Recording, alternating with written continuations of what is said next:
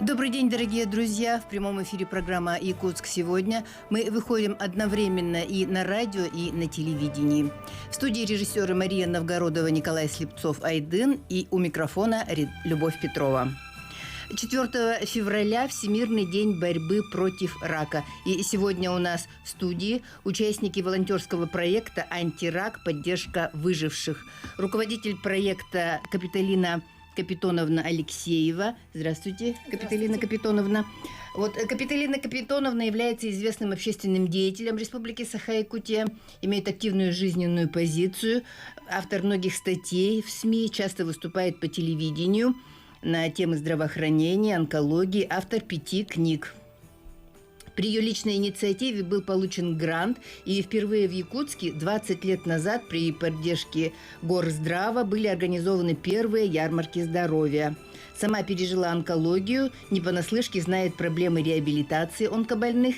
Именно она является инициатором проекта «Антирак. Поддержка выживших», награждена медалью Республики Саха-Якутия «Гражданская доблесть», член Общественного совета при Минздраве Республики Саха-Якутия. Также у нас участники проекта Надежда Семеновна Эртюкова, заслуженный работник культуры Республики Саха-Якутия. Здравствуйте, Надежда Семеновна. И Елена Анатольевна Корзинникова. Здравствуйте, Елена Анатольевна. Дорогие друзья, мы в прямом эфире. Наши телефоны 32 00 66, 32 11 66. Во время прямого эфира вы можете присоединиться к нашему разговору и задать интересующие вас вопросы.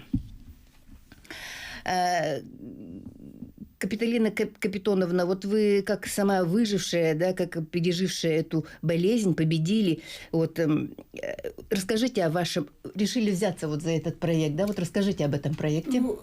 Вернемся к началу проекта, с чего все началось. Немножко здесь предисловие такое, что человек, когда он здоровый, он никогда не задумывается про болезнь, и тем более, конечно, про рак.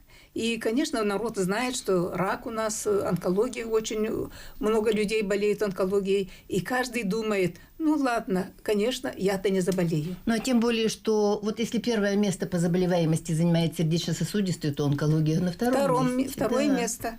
И я тоже так думала, хотя у меня сестра болела раком, и все равно я думала, ладно, по статистике нас, думаю, я не заболею, и так каждый думает. И на самом деле в России получается, что каждая семья сталкивается с этим заболеванием. Почти каждая семья. И каждый 4-й россиянин, оказывается, заболевает раком. Я вчера об этом узнала. Я заболела раком 12 лет назад, онкологией. Нашли меня совершенно случайно. И слава богу, что нашли. И когда мне сообщили диагноз, конечно, это был шок. Это был шок, но не такой сильный шок, чтобы прямо я упала в обморок, прямо хлопнулась в кабинете врача, да. Я успела только задать вопрос, какая стадия. Почему я вижу, многие даже не знают, что рак имеет стадии. Я почему это задала вопрос, потому что у меня сестра болела раком, и я уже была немножко информирована про эту болезнь. Поэтому я задала этот вопрос. Конечно, это операция, тотальная гастроктомия, у меня нет вообще желудка. И потом тяжелейшая химия. 12 лет назад это была очень тяжелая химия. Сейчас эта наука шагнула вперед. Когда я очнулась, пришла в себя в реанимации, я подумала, как было бы хорошо, если бы я не проснулась, дети уже взрослые, можно вообще, как говорится, отряд не заметит потери бойца. Но потом начала думать, я для чего-то же выжила. Я же почему-то проснулась. И лежу и думаю, времени было много, 5 суток я в реанимации лежала. И я подумала, наверное, надо людей предупредить, что это может коснуться любого. И любой может заболеть раком. И я немножко пописывала, что-то писать немножко умею. Думаю, мне надо поправиться, выписаться и начать что-нибудь писать. И вы знаете, конечно, не сразу, но я через какое-то определенное время я написала книгу «Настанет день». Большая книга. Большая книга. «Настанет день». И здесь я пишу откровенно совершенно про то, что тебя ждет, когда ты заболеешь раком. И это, я думаю, что это людям помогает. Так, значит... Ну, еще и характер, наверное, человека. По вас видно, что вы оптимист. Она боец. Ну, знаете, что вот онкология меняет человека кардинально. Это я до болезни, и я после болезни, это другие люди. Так же надо, да? Это на самом деле так. Потому что, когда ты столкнешься со смертью, ты уже переживаешь, оцениваешь, насколько ценна жизнь, насколько это важно. И вот была презентация моей книги, и многие предложили, что какую интересную тему вы поднимаете, может быть, начать какой-нибудь проект, начать что-то делать именно по реабилитации. Потому что я столкнулась с тем, что, оказывается, в нашей стране вообще нет реабилитации. Вот представьте, я без желудка, после химии, после операции, у меня столько вопросов, у меня столько мучений. Значит, как спать, на каком боку спать, что пить, что не пить, что кушать, что не кушать. Очень много и социальные, да, и психологические, а как же? Медицинские, конечно. Очень много. Да. И оказывается, об этом никто не говорит. В поликлинику приду, врачи на меня смотрят, говорят, вам же уже все сделали, что вы еще хотите. Короче, больше вы от нас ничего не ждите. И я тогда поняла, что они не виноваты. Они не то, что вот не хотят помочь, а просто нету такого. Нет такой программы, нет. Их не учат. У нас нету врачей, которые вот занимались бы именно людьми, которые пережили онкологию. Ими даже времени нету этим заниматься. Значит, и мы со своими волонтерами, единомышленниками начали проект «Антирак. Поддержка выживших». Почему антирак? Я прочитала книгу на английском языке доктора Шрайбера о том, что, значит, какие пациентские организации, как лечится рак, какая диета. Вообще вот такая книга очень интересная. Слава богу, ее потом на русский язык перевели, и она уже появилась в продаже в Москве, да. И я сразу взяла название «Антирак». И, значит, мы начали работать. 3 года мы работали, конечно, бесплатно, только на одном энтузиазме. Кто с вами начинал? Тоже такие же выжившие? С нами начинал Просто нас окрылила Лена Николаевна Афанасьева. Тогда она была главным врачом онкодиспансера. И вот, значит, Лена Николаевна Афанасьева, потом главный врач первой поликлиники Алевтина Васильевна Эверстова и Алена Михайловна Никитина, Центр профилактики. Вот эти 3 врача, вот эти 3 доктора, они поняли, что это нужный проект, и они нас просто окрылили. И, конечно, потом к нам присоединился Национальный художественный музей. И мы, конечно, им благодарны. Что бы мы без них делали? Такую огромную работу. Вот дальше. 3 года мы работали. Они бесплатно приходили, они врачей своих отправляли, беседы проводили. Они это все делали. А мы-то что? Что мы можем? Единственное, значит, кого-то утешить, единственное, кому-то что-то доброе слово сказать. Так. Вы двигатель. Подавали на грант. Первый раз, конечно, мы ничего не выиграли, потому что написать проект на грант – это очень большая работа. У нас опыта не было, да. Но, слава богу, мы выиграли последние 2 года, выиграли грант главы на развитие гражданского общества. Здесь, знаете, что я хочу подчеркнуть? Работу Министерства молодежи. Просто молодцы. Они работают прозрачно. Да, не с грантами работают. Просто они терпеливы. И на все вопросы у них ответы есть. Я просто думаю, какие молодцы все-таки, какие молодцы. Мы им выражаем прямо огромную благодарность. И пусть дальше они работают так же. Может быть, мы еще грант получим. Так, и все. Значит, в этой работе самое главное – это психологическая поддержка. Мы поддерживаем тех, которые вышли после операции, которые находятся в стадии стабилизации и которые уже уже выжившие. Надо еще поддержка и родным же, да? Близким тоже. Что вы? Они тоже в стресс входят. Им еще больше нужна, потому что они еще больше нас страдают. Я знаю по своей семье, как они переживали, как они страдали. И вот, значит, что? Психолог очень нужен. Мы выучили своего психолога на онкопсихолога. Она у нас 3 года бесплатно работала. Сейчас она немножко по гранту получает. Потом узкие специалисты нужны, потому что поражаются все органы. Этими узкими специалистами нас обеспечивали главные врачи. Потом, значит, и арт-терапия. Арт-терапия – это через творчество, через искусство, через красоту. И, слава Богу, наш национальный музей предоставил нам свой зал и помещение, дал специалистов, и наши выжившие сейчас рисуют, все стали художниками.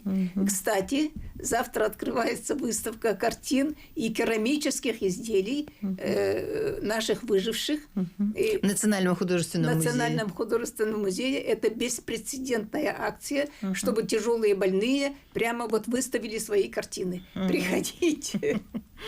Будет интересно. Так, ну, если я начну говорить, это меня не остановить, поэтому давайте... Ну, через 1 минуту у нас мы прервемся, так что 1 минута у вас еще есть. Еще есть, да? Так, значит, что еще я хочу сказать?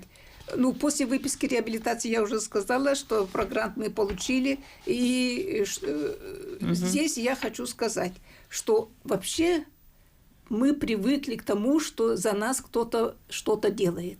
И мы не привыкли брать ответственность за свое здоровье на себя.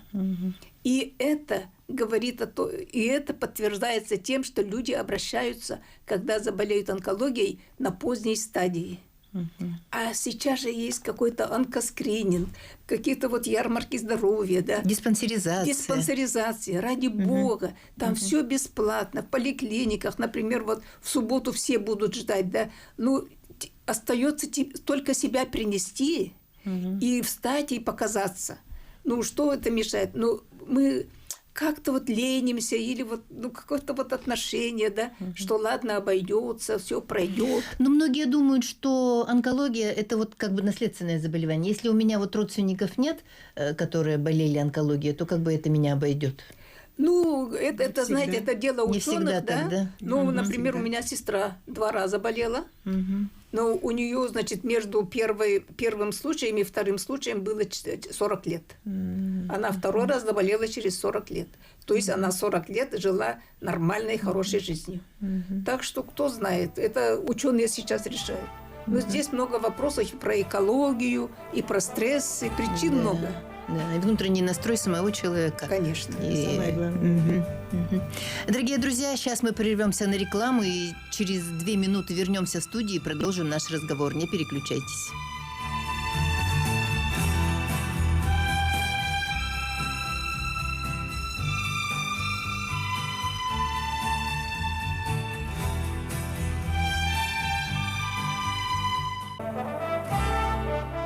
Дорогие друзья, мы продолжаем прямой эфир в программе «Якутск сегодня». И тема нашего разговора – волонтерский проект «Антирак. Поддержка выживших». Надежда Семеновна, вы являетесь участником этого проекта. Вот как вы пришли в этот проект? Ну, дело в том, что вот с Капитолиной Капитоновной я была знакома еще до того, как заболела. И поэтому, вот, когда мне поставили этот диагноз, и я знала, что Капитолина уже как бы болеет, и она при встречах говорила, что вот у нее есть проект, они там занимаются как раз онкобольными. Поэтому, когда я услышала свой диагноз, первый человек, к которому я обратилась, это была Капитолина Капитоновна. Ну, ее решительный характер я знаю давно, когда это нужно, она буквально в тебя вцепится и как бы не отпускает до тех пор, пока ты вот не начинаешь что-то действовать. И тут она точно так же, буквально в первое занятие я пришла под ее напором. И это как раз была арт-терапия. Я даже помню, это был дом художника. И я вначале как бы вот, ну, никогда в жизни не рисовала, а тут, значит, пришла рисовать. И самое удивительное, что у меня получилось. Но вы заслуженный работник культуры, а в какой сфере тогда? Я проработала всю свою жизнь в музейной сфере, но и в данное время работаю в библиотечной. Вот, так что к искусству вот такому я тоже отношения не имею. Поэтому прямого, да. И самое главное, на что я обратила внимание, вот когда сидишь и рисуешь, буквально у тебя все отключается. Ты не думаешь о там, каких-то там своих болезнях, вот, все вот эти вот проблемы, о том, что у тебя где-то... Ты не прислушиваешься к себе, что у тебя где-то там кольнуло, не кольнуло, где-то что-то там. Поэтому полностью уходишь, особенно вот для нас, которые не умеют рисовать, это было очень, как бы, вначале так это увлекательно, и сейчас тоже. А сейчас мы вот ходим на глину, я вот впервые в жизни туда пошла, и вот ощущение того, что у тебя между рук вот прямо течет эта глина, и у меня даже такое ощущение, что она вместе с собой вот уносит мои болезни. Поэтому вот как-то вот все вот эти занятия, которые мы проходим, они нам очень сильно помогают. И, конечно же, в первую очередь помогают занятия психологом. Потому что как бы мы ни говорили, что мы... вот как раз сейчас показывают занятия. Да, занятия. Все равно человек вот... болезненно такой страшный диагноз, а вот когда начинаешь заниматься вот с психологом, с этим, и с врачами, то оказывается, что страшен сам диагноз. А вот сама болезнь, она как бы поддается лечению. Она поддается лечению. Вот если взять меня, я вот человек с онкологией 4 стадии, неоперабельной. Я, в общем-то, прошла 32 курса лучевой терапии, прошла 8 химиотерапии. И вот благодаря этому я вот живу 3-й год. А вот у вас 4 стадия, значит, что поздно обнаружили, да, у вас? Да, у меня, в общем-то, обнаружили, но вот врачи сказали, что вот эту вот болезнь я растила 5 лет где-то примерно. И в течение 5 лет не обращались? Я не обращалась, она не давала никаких признаков. До тех пор, пока вот у меня, и то, знаете, у меня заболела почка. У меня заболела почка, и просто там эта опухоль перекрыла мочеточники. Если бы этого не было, я бы еще дальше продолжала жить. Она у меня даже тогда еще и не то, что болела, она просто вот проблемы начались с почками. Вот поэтому только вот его вот выявили. поэтому говорят, да, скоротечная болезнь, скоротечная. Да, вот я же потому помню. Что поздно обнаружили. Да, вот у нас же у якутов даже вот раньше скрывали. Потому что даже говорили, считали, что если кто-то узнает о твоей болезни, то человек моментально очень быстро, скоротечно умирает. Поэтому вот об этом не говорили. Вот в семье там кто-то знал, и об этом вообще старались не говорить. А на самом деле вот и в то время, особенно, наверное, все-таки диагностика была совсем не та, которая сейчас. Ой, конечно, люди об этом узнавали очень просто, уже, наверное, на последних стадиях. Поэтому это нет. Ну вот я как-то вот все это перенесла легче, наверное, потому что у меня вот пример был людей, которые как бы эту болезнь перенесли, прооперировались, живут. Но единственное, что когда я вот как бы узнала о том, что у меня 4 стадия, и она неоперабельная, конечно, там кое-какие такие негативные, будем говорить, мысли появлялись. Конечно. Да, я уже и завещание писать собиралась. Но вот благодаря такому вот подходу еще, наверное, врача, которые они вот нашли, и вот мне вот врач сразу сказала: рано писать завещание. У меня есть люди, которые живут по 13 лет с таким диагнозом. Ну, это уже вселило такую надежду. Ну, она сказала, я услышала и решила жить. Да, вот медицинская реабилитация, вот как она проходит? Ну, вот я, как вот человек, не перенесший операцию, я в течение 5 лет нахожусь под наблюдением. Я каждые 3 месяца прохожу обследование в онкодиспансере. И если там хоть какое-то вот появляется шевеление вот этих раковых клеток, мне назначают опять, должны будут назначить лечение, пока, конечно, вот к моему счастью, я вот 3-й год, как бы, 2 года я пролечилась, 1,5 года я пролечилась, и вот 1,5 года я живу без лечения. У меня как бы идет такая стабилизация. Ну, потом по прошествии 5 лет я буду проходить там 3 года через каждые полгода. Ну, а потом вот как все онкобольные раз в год должна проходить. Поэтому вот сейчас онкология, она буквально семимильными шагами, по-моему, развивается. Вот судя по тому, как вот Капиталина Капитоновна проходила, у меня тоже коллега проходила химию. Это раньше же 4-я стадия, это уже приговор же был. Это приговор, его даже не лечили, их даже не лечили. Вот, а сейчас вот, видите, поддается лечению. И причем химия, вот она сейчас не такая жесткая, жестокая, как раньше. Ой, конечно. Ну вот единственное, что такое может быть, это вот тошнота, рвота, а Это таких побочка. вот, да, побочка. И то, наверное, из-за того, что вот у меня своих еще и хронических болячек много, это все, наверное, складывалось. Но вот образ жизни очень меняется. Образ жизни, наверное, меняется, потому что, во-первых, даже само отношение к жизни уже меняется. Ты другой человек. Ты уже как бы... И вот все-таки вот то, что и связано с питанием, да, то, что связано с лечением. Но самое главное, меняется мировоззрение. Вот если я раньше жила работой, вот, наверное, из-за этого даже я и пропустила, может быть, эту болезнь. Я буквально горела на работе, мне было там интересно, меня все там увлекало. То теперь я уже смотрю на жизнь другими глазами. Я уже больше радуюсь, наверное, тому, что вот птички поют, что вот под ногами зеленая трава, там утром тебе проснулась. ноги щекотят, то, что там внук прибежал, обнял, поцеловал, уже как-то вот Мелочам да, радуешься. вот поводов для радости стало совсем другие. Если я там раньше могла радоваться своим каким-то трудовым успехам, что я вот тоже защитила очередной проект, или там прошел какой-то конкурс, который нас прямо напрягал. Мы все так.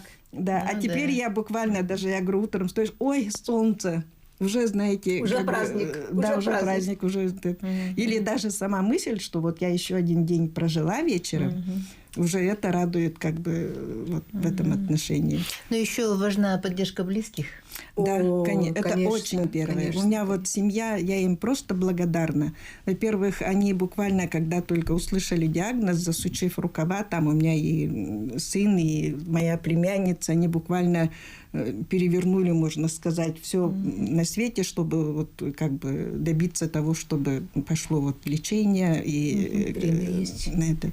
И они переживают. Они очень сильно переживают, хотя нам пытаются этого не показывать. Конечно. Вот, и, конечно, им тяжело. Мы переживаем за себя, как бы вот мы знаем свое состояние. Вот я сегодня встала, у меня ничего не болит. Они об этом не знают, что у меня ничего не болит. Они уже как бы... У меня даже внук, он сразу же вот как бы сразу вот стоит мне там чихнуть, кашлянуть, он сразу же прибегает и бабушка тебе Им, что значит, угодно. тоже нужна, да, психологическая тоже, реабилитация. Да, Им тоже нужно. А к нам тоже ходят родственники, родные больных. Да. К нам ходят в нашу группу и на наши занятия ходят, потому что им нужна поддержка. Для того, чтобы они могли своих поддержать. Конечно. Да, вот у нас Капиталина Капитоновна все время говорит, что вот в первую очередь вот как бы родные – это первая поддержка, и вот на все наши мероприятия они всегда приглашают нас с родными, так, чтобы они тоже были рядом и как бы знали вот это. Поэтому вот это вот проект «Антирак. Поддержка выживших», она для нас очень много значит, для тех, кто вот перенес онкологию. Это нужный проект. Это очень нужный проект, потому что самому выйти вот из того состояния, в которое тебя эта болезнь гоняет, очень сложно. Ты уже уходишь куда-то туда, и можно дойти до того, что ты будешь сидеть и пережевывать эту свою болячку. А тут вот люди, и самое интересное то, что вот нас объединили, и если у меня какая-то проблема, я даже пишу в чате. И там даже не врачи вот, могут, все, кто вот перенес эту ситуацию, они сразу же отвечают. Вот, допустим, у меня очень сильно была вот рвота, я как бы до врачей пока добежишь уже это, я тут же пишу в чате, и мне тут же пишут, отвечают. Мы свой опыт уже начинаем. Да, люди пишут, вот лед надо, там этот надо, и уже как бы чувствуешь свое облегчение. И иногда даже вот это вот то, что тебе советуют и помогают люди, которые тоже болеют, иногда более доходчиво, чем от врачей. Это опыт. Да, это более доходчиво, чем от врачей. Мы же привыкли, нам врачи говорят, мы иногда даже их рекомендации не выполняем. А тут как бы человек, который перенес то же самое, что и ты, и тебе советует, ты уже как-то к ним прислушиваешься. Ну вот у нас молчит Елена Анатольевна, молодая, красивая, и вы тоже выжившие, тоже вот как пришли в этот проект?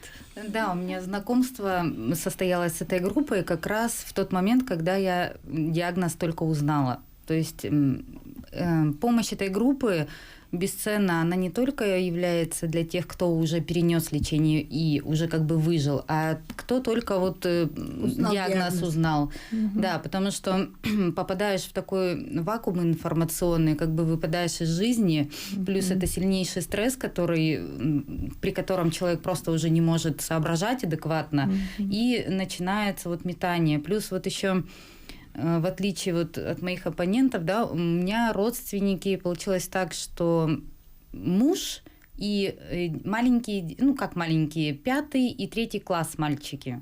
Я на них не могла обрушить, то есть они не могли стать мне поддержкой, потому что это, наверное, их еще больше, чем меня придавило бы, потому что я сразу тоже кинулась в бой, у меня семья, то есть, а муж, он настолько был перепуганным, что я боялась вообще ему что-то объяснять.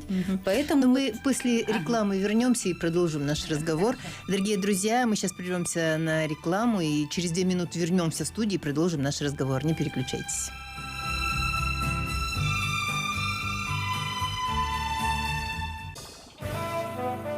Дорогие друзья, мы продолжаем в прямом эфире программу «Якутск сегодня». В студии режиссеры Мария Новгородова, Николай Слепцов-Айдын, у микрофона Любовь Петрова.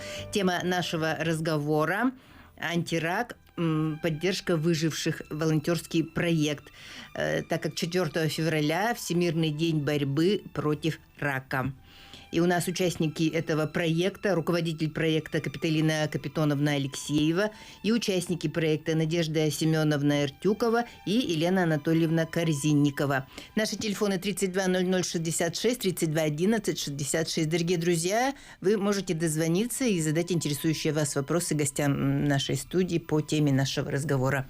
Ну вот, Елена Анатольевна, вот расскажите о вашем опыте. Оказывается, онкология и молодых, красивых поражает. Ой, почему-то такой стереотип, что онкология – это болезнь пожилых людей. Да. Нет, сейчас уже онкология сильно помолодела, это уже известный факт, фиксируется очень много случаев, причем это могут быть и люди, придерживающиеся и здорового питания, и не курящие, не пьющие, потому что раковые клетки находятся в каждом организме. А вот когда они проснутся и что их спровоцирует, это уже вопрос второстепенный. И вот я и про группу хотела продолжить, да, немножко, вот какую она роль сыграла. И когда вот я узнала про диагноз, я поняла, что детей я вообще, они у меня, наоборот, я их буду беречь. Муж у меня с перепуга онемел так, что куда-куда он, бедный, ему и самому больше помощь была нужна. Да. И я начала искать информацию. Ну, вот мы же, то есть такой же опять стереотип, да, что онкобольной – это вот лежачие зомби там в трубочках, вот по фильмам показывают, там в палате, без волос, там все, человек не шевелится, не дышит, не... И, конечно же, я испугалась, потому что информации такой, что люди живут, выживают и двигаются дальше, вообще мало и вообще нету. В интернет заходишь, там вообще ужас, стереотип конечно. такой, что не выживают от онкологии. И получается, у меня как раз была буквально 2-я химия, меня очень быстро поставили на химию, расписали там алгоритм, что будет еще лучевая операция, ну, весь алгоритм расписали. И вот я сижу на химии, и там девушка пробегает и расклеивает на стенках листочки, и напечатанные такие А4, там что-то написано, какая-то группа, антирак, какой-то номер телефона, что-то она там щебечет. Ну, и я, в общем, раз записалась. И как раз, по-моему, в этот же день была, или на следующий день как раз собиралась встреча, вот. И я пошла, и там, я не помню дословно, потому что вообще тот период в тумане, да, я пришла, и вот народу было мало совсем, и вот Капиталина Капитоновна, помню, такой яркий человек, бодрый, стильный, и вот она рассказывает и говорит, а я вообще вот без желудка и уже вот 8 лет. И у меня такое, да ладно, ну неужели? А у меня как бы похоже, но чуть-чуть пониже, у меня кишечник. И я увидела, что, оказывается, люди не просто выживают и потом существуют в каком-то непонятном состоянии, а вполне себе бодрые, стильные, с макияжем, с прической. Живут полноценной жизнью. Да, и это был, наверное, первый день за последние 2 месяца с момента постановки диагноза, когда я уснула спокойно, потому что я поняла, что вот он шанс, и вот он именно живой пример. Живой, не какой-то там мистический с интернета. Вот насколько или там важно, с фильма. да? Очень Да. важно, это прям очень важно. Я прям ехала домой, я помню, я за рулем была, какие-то пробки, октябрь был, Да. снегопад, и вот как раз такая длинная-длинная пробка, там, видимо, то ли авария, то ли что, и я поняла, что это надолго, поставила на ручник, и как я заревела просто вот от какого-то облегчения, что ли, что... Потому что вот это вот чувство напряжения сильнейшее было, что и вот с этого момента я начала как-то вот спокойно лечиться, все, и потом еще очень важно вот эта группа, да, после вот действительно после реабилитационное значение имеет, потому что вот хирурги, высокие технологии, все сделали свою роль, выполнили, да. Они помогли победить дракона, все. Но на выходе потом человек получает, ему нужно заново с собой познакомиться. Кто теперь я вообще, да? Потому что это действительно это сильнейшее испытание. Человек может себя вообще потерять в этой боли, в этом страхе, потому что у меня, например, лечение год длилось. У меня было 17 лучей, у меня было... Сколько у меня там химии-то, господи, было? Уже забыла. 12 химий. И на каждую химию я все думала, что я буду умолять химиотерапевтов отменить там что-то еще. Ну, в общем, пока человек болеет, и когда вот это чувство страха, ты просто вот погружаешься действительно, и тут вот врачи тебя выпускают с бумажкой, да, ну, ты как бы официально, да, мы твою болезнь победили, да, все. Ждем тебя через 3 месяца на обследование. Окей. А дальше сама. Ну, конечно, сама. И вот ты приходишь домой. Я на тот момент весила 48 килограмм, тоже похудевшая. С этим мешочком у меня выводили временную илиостому, уколоприемник, на тот период, пока основной орган заживал. И что, чего, как, господи, сил нет, ничего нет. Вот. Настроения нет. И надо было, да, как-то уже... И даже с диетой не познакомили вас? Диета, знаете, общие слова. Общее. Стол номер 5, вот эти вот еще старинные. Общие слова. Но оно все равно, конечно, оно настолько индивидуально, потому что там буквально каждый продукт может каждому индивидуально подходить или не подходить. Потому что реакция, особенно после химиотерапии, там пострадавшие все, и печень, и там все слизистые, и там как уже дальше твой организм. То есть тут уже нужно правильно выстраивать реабилитацию. Да? Я была очень слабенькая. Я уставала, я сходить не могла, как говорится, встать с постели. И вот здесь как раз вот эта группа уже играет вот эту роль. Во-первых, это идет сообщество людей, которые могут тебя понять, с которым можно действительно обратиться вот с теми же вопросами, с теми же проблемами. Во-вторых, там можно вот эти получить советы еще пока на таком уровне, как говорится, физиологическом. Потому что вот врачи, они для чего жизнь-то спасают? Не для того, чтобы мы потом скатывались в депрессию и просто доживали в каком-то существе. А тут именно нужно вернуть жизни вот эту яркость, вкус. Сначала, конечно, первый год был такой самый тяжелый, там еще некогда было, каждые 3 месяца обследования, приходишь в себя немножко после этой химии. Химия только год выводится, первый. А потом уже по мере как бы восстановления, ну, все равно понимаешь, что как раньше уже не получится. А как дальше, еще непонятно. Да, и вот это состояние такое вот невесомости, непонятно куда чего. И вот группа, она как раз помогает обрести вот эту опору, начинаешь заново с собой знакомиться, принимать себя, принимать вот что с тобой случилось. Особенно вот эта психологическая помощь очень важна, потому что люди, которые отрицают, это же идет борьба. А когда принимаешь все это, отпускаешь, уже начинается период восстановления.